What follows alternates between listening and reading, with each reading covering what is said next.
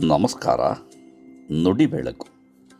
ದಾದಾ peer ನವಿಲೇಹಾಳ್ರವರ ಪ್ರಜಾವಾಣಿಯ ಅಂಕಣ ಬರಹ ರಾಜಕುಮಾರ ನಮ್ಮಲ್ಲಿಯೇ ಹುಟ್ಟಬೇಕು.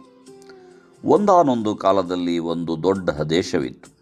ಅಲ್ಲಿ ನೂರಾರು ಪ್ರಾಂತ್ಯಗಳು, ಸಾವಿರಾರು ಹಳ್ಳಿಗಳು, ನಾನಾ ಬಗೆಯ ಭಾಷೆ, ಸಂಸ್ಕೃತಿಯ ಜನ.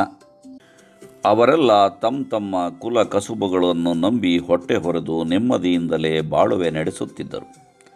ಸರ್ವ ಋತುಗಳಲ್ಲೂ ತುಂಬಿ ಹರಿಯುತ್ತಿದ್ದ ನದಿಯ ಪಕ್ಕದ ಹಳ್ಳಿಯೊಂದು ಕುಶಲ ಕಲೆಗಳಿಗೆ ಹೆಸರಾಗಿತ್ತು.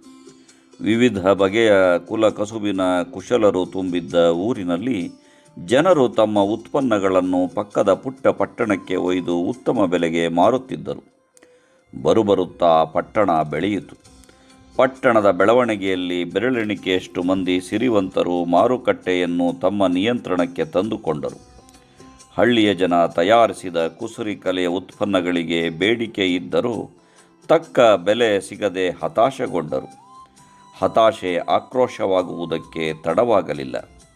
ಅವರ ನಡುವೆ ಸಣ್ಣ ಮಟ್ಟದ ಅಸಮಾಧಾನ ಹುಟ್ಟಿ ಅದು ಬೆಳೆದು ಸಂಘರ್ಷದ ರೂಪ ಪಡೆಯಿತು.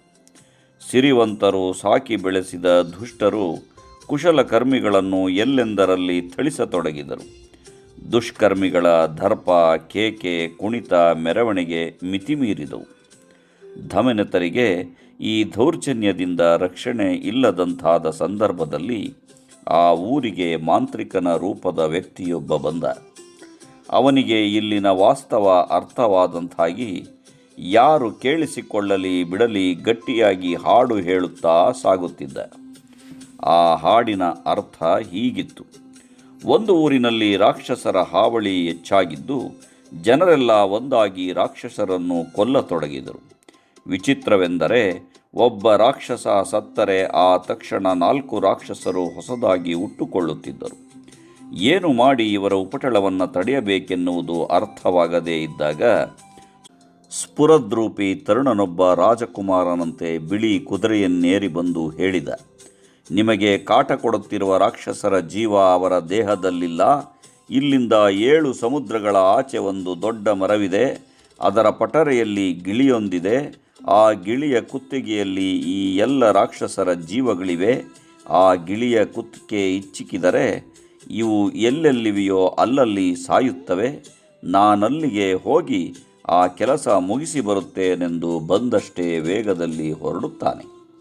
ಆ ರಾಜಕುಮಾರ ಇವತ್ತು ಬರುತ್ತಾನೆ, ನಾಳೆ ಬರುತ್ತಾನೆ ಎಂದು ಊರಿನ ಜನ ಕಾಯುತ್ತಿದ್ದಾರೆ. ದುಡಿದು ತಿನ್ನುವವರಲ್ಲಿ ಸಾಮುದಾಯಿಕ ಚೈತನ್ಯದ ಕೊರತೆ ಅದು ಎಲ್ಲಕ್ಕಿಂತ ದೊಡ್ಡ ಸವಾಲು. 100 ಜನರಲ್ಲಿ ಒಬ್ಬನು ಮಾತ್ರ ಬಲಿಷ್ಠನೂ ದುಷ್ಟನೂ ಆಗಿ ಉಳಿದವರನ್ನು ನಿಯಂತ್ರಿಸುತ್ತಿದ್ದಾನೆ.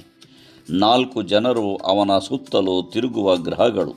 90 ಜನ ನಾವಿರುವುದೇ ಹೀಗೆ ಅಂತ ಕುರುಡಾಗಿ ನಂಬಿ ಕಣ್ಣು, ಕಿವಿ, ನಾಲಿಗೆ, ಹೃದಯಗಳನ್ನು ಕಳೆದುಕೊಂಡು ತಮ್ಮೆಲ್ಲ ಸಮಸ್ಯೆಗಳಿಗೆ ಪರಿಹಾರ ಹೊತ್ತು ತರಲಿರುವ ಎಂದೋ ಏನೋ ಬರಲಿರುವ ರಾಜಕುಮಾರನಿಗಾಗಿ ಕಾಯುತ್ತಾ ಕುಳಿತಿದ್ದಾರೆ.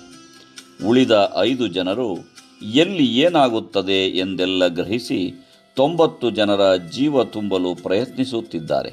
ಇವರಿಗೆಲ್ಲ ಕಣ್ಣು, ಕಿವಿ ಬರುವುದು ಆ ಒಬ್ಬನಿಗೆ ಇಷ್ಟವಿಲ್ಲ. ಜನಹಿತಕ್ಕೆ ಎಲ್ಲರೂ ಒಂದಾಗಬೇಕು. ಕೆಟ್ಟದ್ದರ ವಿರುದ್ಧ ಸದಾಶಯಗಳು ಗೆಲ್ಲಬೇಕಾದರೆ ದುಷ್ಟತನದ ಚಿಂತನಾ ಮೂಲವನ್ನು ಎಲ್ಲೋ ಕುಳಿತ ಗಿಳಿ ಗೋಣಿನ ಕ್ರಿಯಾ ಕುಲುಮೆಯನ್ನು ಆರಿಸಬೇಕು. ಇದನ್ನೆಲ್ಲ ಮನವರಿಕೆ ಮಾಡಲು ಮಾಂತ್ರಿಕನೇ ಬರಬೇಕು.